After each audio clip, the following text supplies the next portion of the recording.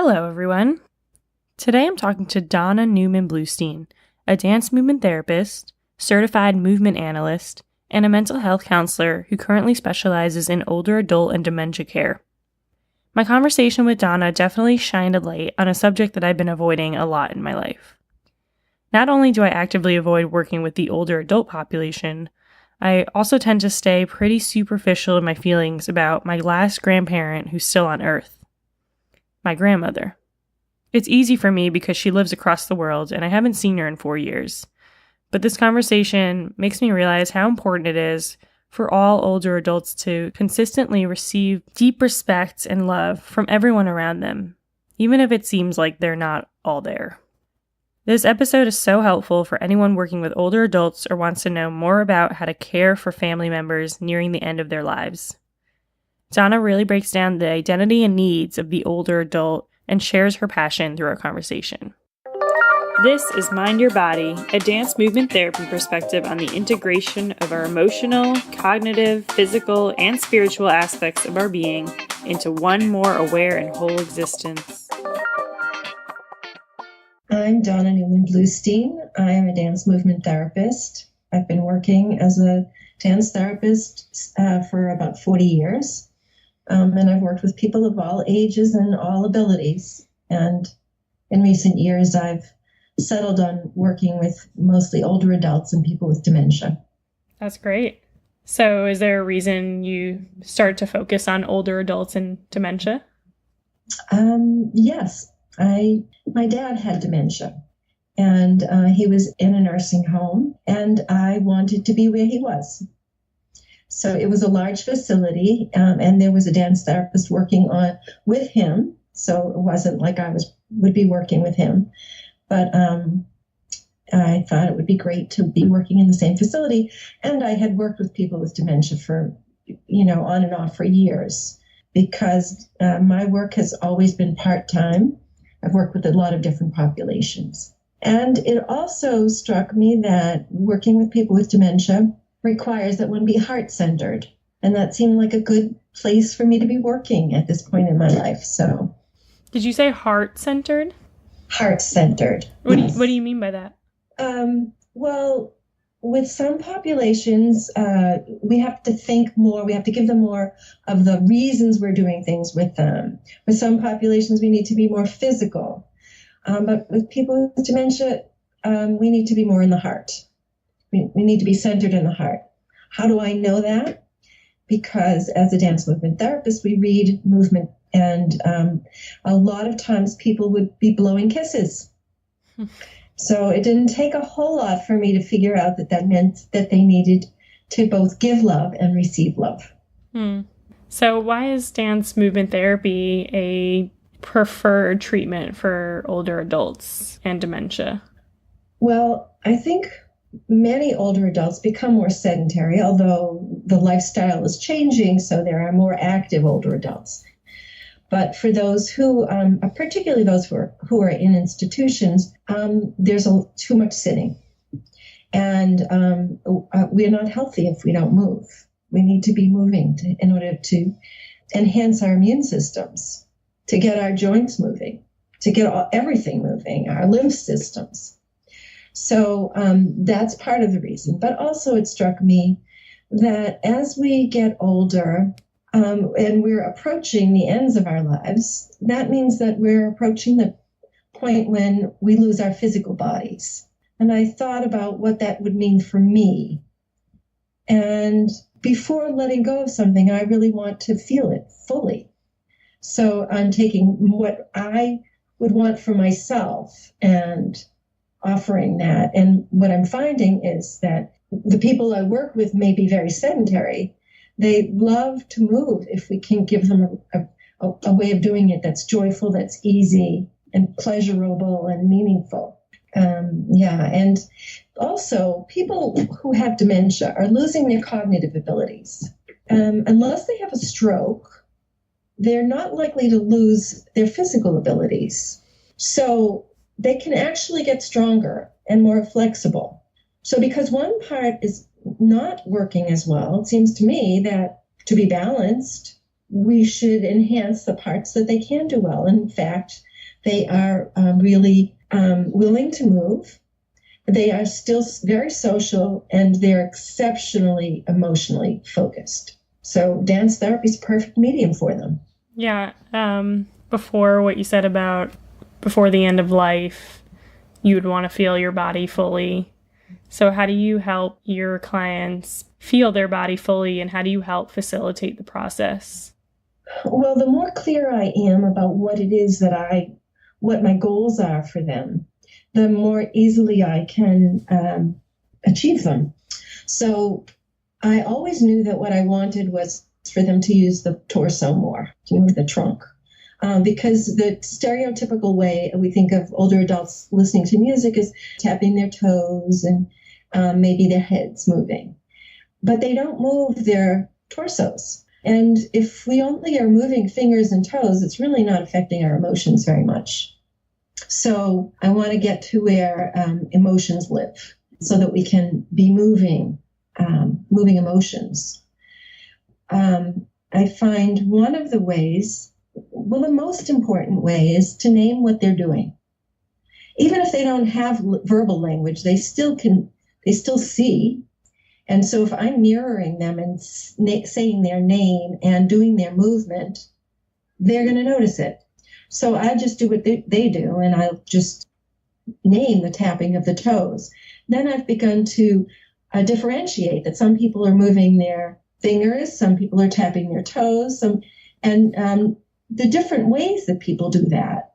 So they respond because they know they're being seen. That's the major thing, is that when we actually recognize them, let them know that we see them, they bring more of themselves out. The more they bring out, the more there is for us to respond to, and the more they come out. Also, I use props to help bring out different aspects. Balloons are great for getting people to move to their far reaches, to move impulsively, to move off balance. These are all things that older adults stop doing. They have to be cautious and stay on their center so they don't fall. So getting them while they're seated to go off of the center, to move quickly, impulsively, it gives them more of a sense of balance and also playfulness. It's using different props to get them to engage more.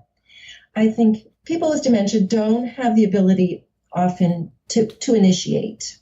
Their frontal lobes are where initiation happens. And I find often people, the reason they sit and they don't move isn't because they don't want to, but because they can't initiate anything. So unless they're invited, they won't do it. But also they often don't do things because somebody else wants them to. They don't follow directions. That stops being a way that I can reach people. I do what I call give them something to talk about. So I use a lot of sensory materials, appeal to all of the senses. Well, I don't really use taste and I don't do so much smell anymore. I used to, but less these days. So more visual, more auditory, and tactile. Those are the main senses that I'm going after, as well as the kinesthetic. So I just kind of sort of throw things at them, not literally. But music, I use music that's very lively, irresistible, that they just can't keep themselves from moving. I use music that they like. If they do ask for something or they're spontaneous and they offer something, then I play off of that. So whatever it is they give me, I'm going to make more of it. Mm-hmm. It sounds like you're kind of enticing them to want to join. Like you're making the environment so desirable that they're going to want to move and respond. Right. By being playful, really, more than anything. Mm-hmm. And also respectful, deeply respectful. So it's not a mockery. Right. Inevitably, they're moving their core through this. And you were saying before that you want to move their emotions. That's why you want to move through their core.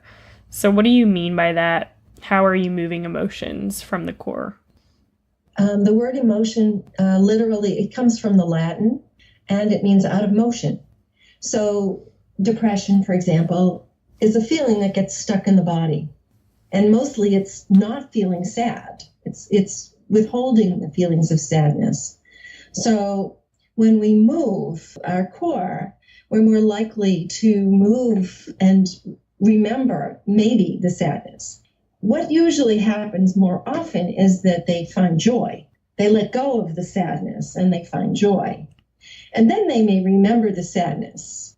And so we move in and out. A group is more often than not deeply emotional, but it gives them the opportunity to tap into memories, to really feel whatever it is that they're feeling, to remember doing something with a sister, being yelled at by a father, whatever it is. And they'll bring that up in the moment. Yeah, it sounds like they're having a chance to express themselves and making movement in the emotions that they may be holding, that may be stuck until they are actually physically moving. Would you say that is this more like a momentary, joyful experience? Do you think that it is benefiting them even after the session or in between sessions? So it depends upon how frequently they receive treatment. I think it's mainly in the moment. I do groups where when the group is over, the person will ask me, what are you going to do with us? Because they don't remember that we just did something. It can be that fast. Or I'll lead a group and people are connected, they're lively, they're engaged. And I walk out the door and turn around and I see that they're all disconnected and in their own worlds again. So right now, most of my work is no more frequently than every other week or once a month. That's not going to help people maintain their mood. However, in some of the places, they keep people engaged enough and social enough that enhances their mood. I think that if people were offered movement on a daily basis, I think we would see changes. I know that for some people, well, for one thing, I don't see agitation at all during a group, pretty much. So somebody who would otherwise be agitated is not agitated. There's no agitation in the room. If they are more relaxed, and I understand the reduction of agitation being an increase in relaxation, I've been told that people could maintain that for the rest of the day, that they are no longer agitated, they're more relaxed, they're more engaged. So that does happen. So if they were offered it every day, then it would last longer. Right. Yeah, I wonder how you feel about that, about being there kind of infrequently and seeing this abrupt change in engagement, like a diminished engagement or even not remembering the experience they just had. Because I don't personally do much work with older adults. They're part of my hospital, but I choose when I have the choice not to really do much of that group because that's my own stuff, my own resistance, and it's sad for me. But I hear that a lot from other people and my staff who work with the older adults that, it can be really depressing, can kind of feel hopeless. So just wondering, what are your thoughts about that? So is this in an inpatient psych setting? Yes. Right. So that's different from working in an assisted living or nursing home because they're more acute, I would think, if they're in a hospital. I think I look for the ways that we can use our challenges to grow. So what I get from being infrequent is I get the opportunity to go into a lot of different places and to see how people are treated and what works and what doesn't work. So at this point in my career, I'm happy to be seeing these things and seeing what works and training other people, which that's my joy right now. And really what I want to be doing is training. And when I go into these facilities, they see what the results of what I'm doing, and they're excited by it. As far as depression, actually, it's kind of interesting. Going in once a month, I don't get depressed, but I could see where if somebody's there day in and day out, it's more likely. So I think they need the mix of people who are there regularly and then people who are there and change the scenery for them. Right. And they're the same, you work with the same people, like you see them over and over again, or is it a different group every time? There may be some people in the group who are different every time, but for the most part, they're the same people.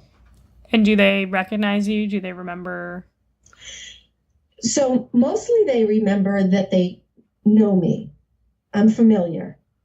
I see it in their eyes when I shake their hands. And when that first happened, it astonished me because I was told that they have no short-term memory.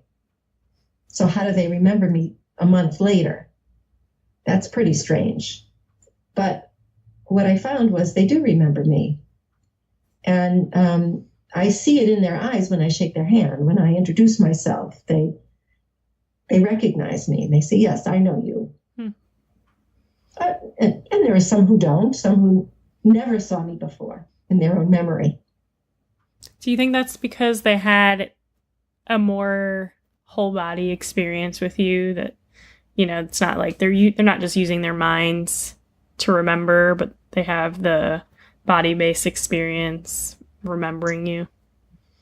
I think it's more emotional. I think they remember the staff who are good to them, and they also remember the staff who they don't like to be around, because that social emotional space is really what guides them. Mm-hmm.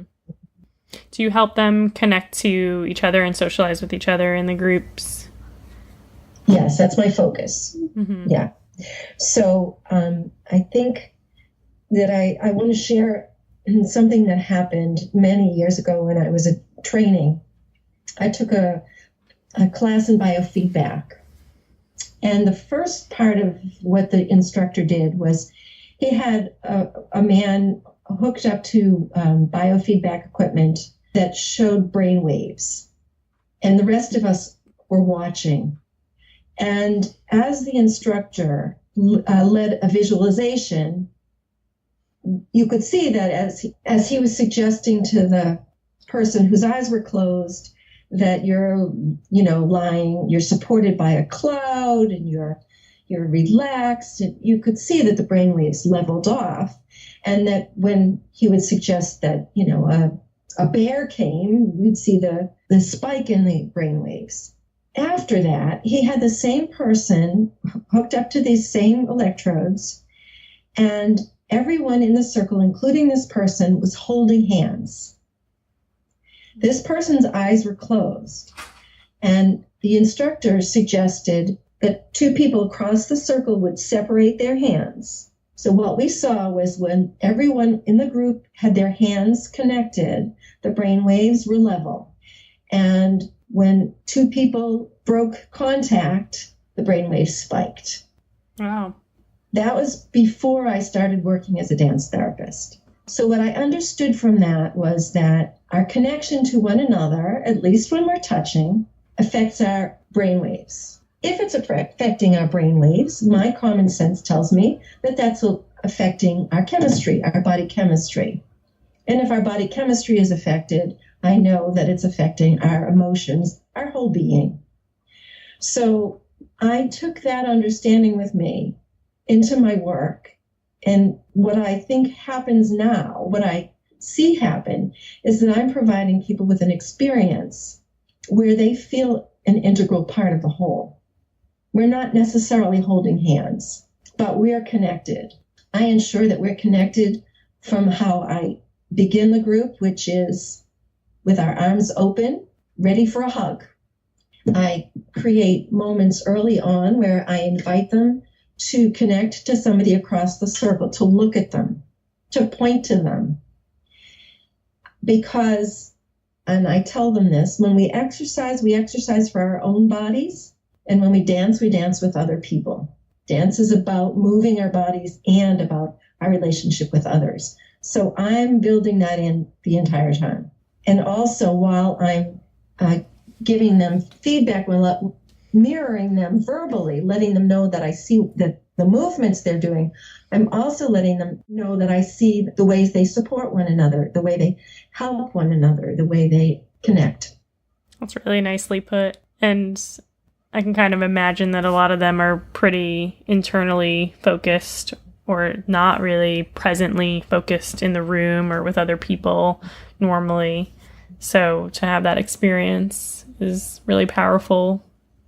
And for you to be reinforcing that too, and just like letting them know, hey, you're being noticed. Hey, this person sees you.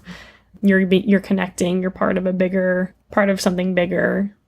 And one thing that I love about working with people with dementia is that while they may not be present if they're sitting by themselves, if you invite them to be present, they're a blast.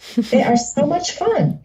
They'll do this, the silliest things that most people will censor themselves, but they don't censor. The censor doesn't work anymore. So that turns out to be, for me, a good thing because they're willing to play with me. And I never know what's going to happen. Somebody can, I'm trying to think of what somebody took a prop, I forget what it was, and they put it on top of their heads, and it didn't make any sense, but it didn't matter. It made us all laugh. Yeah, I was going to ask you if you have any interesting stories to tell us. If there's anything you can think of. I have many. So one of my favorite recent stories to tell is a woman whose name is Veronica. She told me as she trilled her R's. So I noticed that. And so when I would introduce myself to her, I would call her Veronica. And she would light up like a bulb. She was just delighted. So she was somebody who had to be on her feet. She had to be, a wanderer, as they call them, somebody who walked a lot, in and out. But in my group, she could be on her feet. So I spend part of the time on my chair so that I'm normalizing that we're dancing sitting down. And since most people need to be sitting down. But if anybody wants to get up, then I'm right up there with them. So I would get up and dance with her. Anytime she started to wander out of the circle, I would just go kind of scoop her into, back into the circle and have her dance with me around with other people. So this one day, she was standing, and I had just come into the room, and there was a woman who was sitting, and she was trying to get Veronica to sit. She's indicating, to sit, and this woman is doing what the staff do, try to get her to sit. She's frustrated. So I said, it's okay, I'll take care of her. So I called her Veronica, and the next thing I knew, Veronica was all smiles, and I had music on, and she starts to dance with me. And so for the next 10 minutes, I go around and introduce myself to every person, all the while dancing with Veronica. And, continuing to do whatever it is that I would do in any group. And the woman who initially was upset said to me at one point, I just need to stop you for a moment. She said, I want to thank you. She said, she was so upset. And I was so sad. And look at her now. She's so happy. Thank you. Nice. They see one another, and they see when another person is upset, and it upsets them. I can have people who are nonverbal for the most part, their eyes closed. They'll hear somebody crying in another room, and they'll tell me, I have to go take care of my baby. They're very connected emotionally. So if we can pay attention to that, we can't help them go find that baby, but just honor the feelings that they have and let them know that somebody else is taking care of the baby. Their empathy is beautiful. That's a nice story. It makes me think of how we, just a general population, not necessarily older adults or people with dementia, tend to be less emotionally connected or less empathetic, not because we can't be, but because our thoughts get in the way, or maybe the higher functioning parts of our brain get in the way. And when you're working with older adults and dementia, you're kind of seeing, like you said, that filter is gone. or is not there a lot of the time. So they're really just interacting from true, pure emotion. Yes.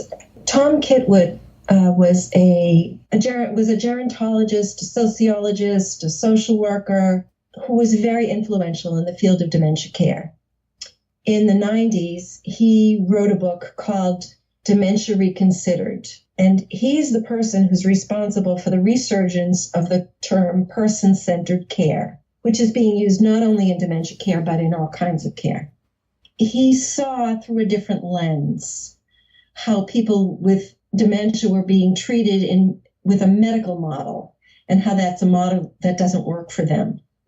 And one of my favorite things that he said was that maybe the fact of dementia brings the rest of us in line with our earlier way of being in our emotions and being in our bodies. So I think that's a gift that they bring to us, because in order to work with them, I must be in my body and I must be in my emotions. It's a gift. Yeah, it's definitely something I haven't thought about. That's definitely given me a different perspective now. I think that at different points in our lives, I think we need different things as therapists. And when I worked in chronic pain, people needed a cognitive understanding of why I was asking them to do these things, whatever they were.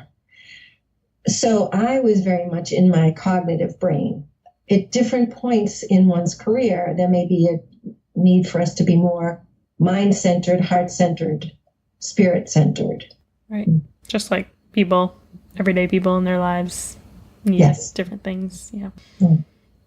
So that's what you mean by heart-centered. Right.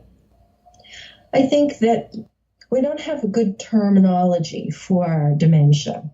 Alzheimer's is a syndrome that affects between 60 and 80% of people with dementia. Dementia is a more inclusive term, but literally dementia means out of mind. I'm not sure that that's what really is going on. I think there's more than the cognitive brain. Also, so I think more and more we hear of memory units and memory impairments, but memory loss is not the greatest problem as I see it for people with dementia. It is a problem for them because it means that they can't function in the world the way that they used to and the way that we need to. However, what really is disturbing is loneliness. It's their feeling of abandonment and loneliness. Those are what we need to address. So I think that that's what's become clear to me is what they need. And when we fill that need, they're whole. That means they're well. Mm-hmm. So they just need people to play with them, to be present and play in a way that's deeply respectful and gives them space for their creativity, their uniqueness. Which is such a different approach than memory care, memory recovery, or whatever people are calling it, because that's a very different approach of let me try to get your memory back, or let me try to do some, cognitive testing versus let me just be with you and play and allow you to be yourself and interact with me in a more free way. It's just such a different quality than being tested or having that certain structure that is kind of like coming from someone else to like, I want you to achieve this goal versus let me entice you into achieving whatever goal you'd like to achieve at the moment. Yes. So that's the other thing that I didn't mention was empowerment. Yeah, they have so little power, so little control. And giving them choices is a pretty amazing thing. One of my props is a ribbon wand. It's a plastic rod and it has ribbons at the end of it. And I offer them, there are 6 colors, and I offer them every single time. And I don't know, maybe 99% of them choose, maybe more. They make a choice, which means that they still have the ability to make choices. Those are aesthetic choices, and those are choices that reinforce their individuality. They are still unique human beings, and they know it. It's just the people around them have seemed to have lost that understanding. Right. Through every stage of our lives, we want choice and empowerment. So why would that change? It doesn't. I wonder if people kind of relate memory loss to not caring as much, not feeling as much. Well, actually, what has been said is it's the loss of the self, but it isn't true. The self is there. The self remains. The self remains. I see it. I see it as soon as I connect through my eyes, through my offering of my hand. They're there. There's somebody there, and I see a glint of recognition, and there's a back and forth. We know we're seeing each other.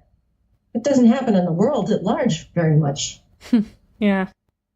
Thanks for giving us that perspective. And I hope this can be shared with people who are just working in that kind of setting and hopefully interested in understanding a little bit more deeply what kind of approach will be helpful. Well, I do a training in nonverbal communication for caregivers because people communicate nonverbally through their bodies. And so if their caregivers don't know, they know that the person with dementia may be communicating. Well, actually that they don't even necessarily know. Sometimes they think that people with dementia do what they do because it's a symptom of dementia. It's not a symptom of dementia. It's a symptom of loneliness. It's a symptom of abandonment. It's a symptom of disempowerment. They're being disregarded. So if people can understand the communication coming from the person with dementia and that they are transmitting information and communication themselves, then they can learn, what am I doing? What am I doing that's affecting this person? How else could I do what I'm doing that will help bring ease? And that's really a part of the training that I most want to be doing because it's the most effective. Right. Well, I imagine people get pretty easily irritated or frustrated or like there's underlying sadness about who they're caring for, if it's a family member or even not, turns into something like resistance or not willing to feel, those emotions that of the person they're taking care of. So do you have any tips for caregivers? Like, what are the tips that you give in order to stay emotionally checked in and available? Well, first of all, is knowing that they need to do that they can't disregard their feelings. And that's a really difficult thing to do when one is caring for a family member who has dementia, because the person has that much more on their plate to deal with. So feeling the time pressure, but we need to take care of our emotions. So I find using the arts is a wonderful way of processing feelings, whether it's poetry, visual arts, dance, theater, using the arts, because the arts help make meaning out of suffering. And there's suffering there. But if we feel suffering, but we don't learn from it, it's meaningless suffering. So we need to find the meaning. Where's the meaning for each of us in this, caregiving role? Where's the meaning for the person with dementia? How do we find meaning? Through the arts. Yeah. Just whatever works for each individual person. Yeah. Right. Well, thank you. You're welcome. Thank you, Arit. Mm-hmm. Thanks, everyone, for listening. I hope you enjoyed this episode. And if you want to get in touch, just visit my website, www.mindyourbodydmt.com, and you can find my contact information there. I hope to hear from you.